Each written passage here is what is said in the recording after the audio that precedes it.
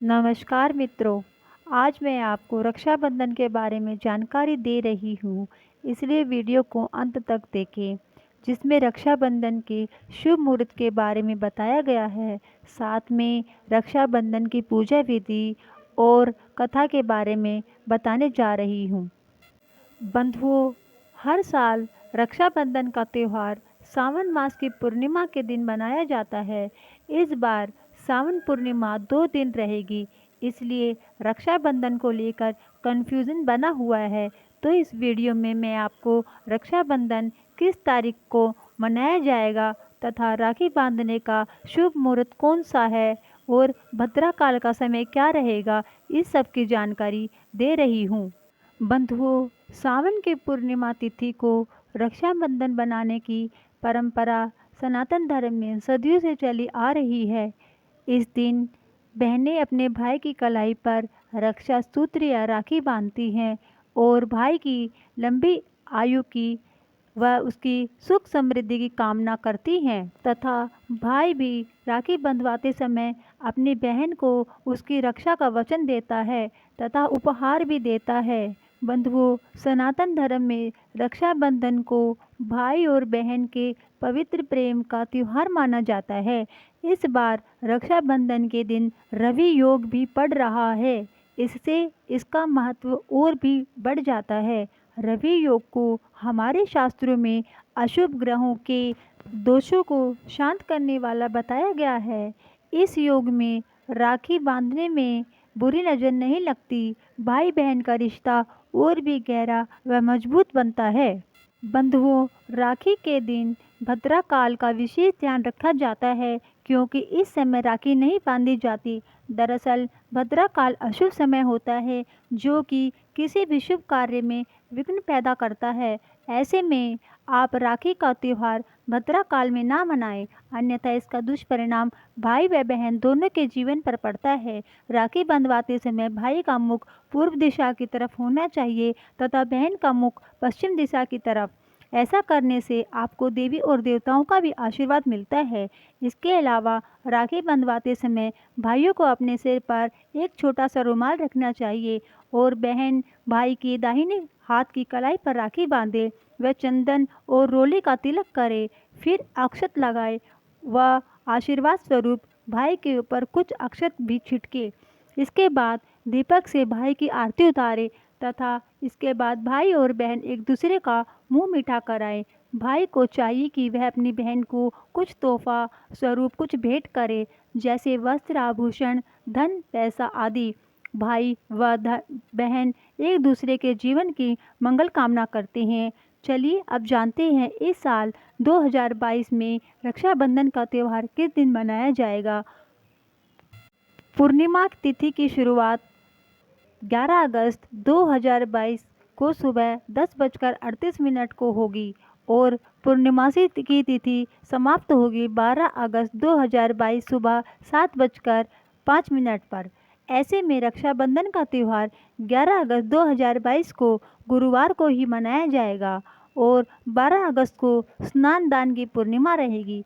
लेकिन राखी का त्यौहार 11 अगस्त को मनाना ही सर्वोत्तम रहेगा और इस दिन रवि योग में राखी बांधने का समय सुबह 5:48 से 6:53 तक रहेगा, जबकि शाम राखी बांधने का समय अमृत योग 6:55 से रात 8:20 तक अमृत योग ही होगा।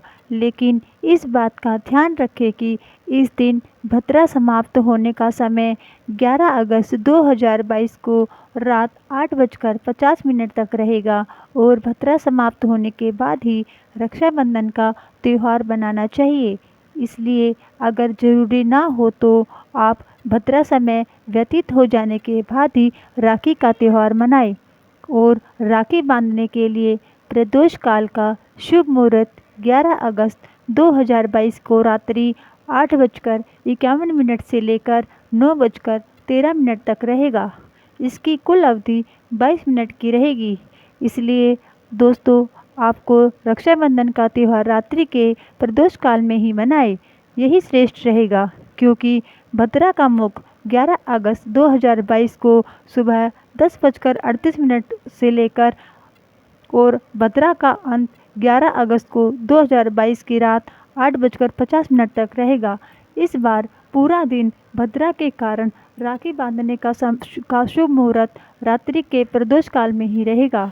बंधुओं, शास्त्रों में रक्षा सूत्र के बारे में एक बहुत पुरानी कथा के विषय में बताया गया है। दरअसल एक बार युधिष्ठिर भगवान श्री कृष्ण से ऐसी कथा के बारे में पूछते हैं जिससे सभी कष्टों से मुक्ति मिल जाती हो। इसके उत्तर में भगवान श्री कृष्ण उन्हें यह कथा सुनाई। प्राचीन काल में देवों और असुरों के बीच लगातार 12 वर्षों तक युद्ध हुआ। ऐसा प्रतीत हो रहा था कि इस भीषण युद्ध में असुरों को विजय मिलने वाली है। असुरों के राजा ने तीनों लोकों पर अपना कब्जा करके स्वयं को त्रिलोकी का स्वामी घोषित कर दिया था।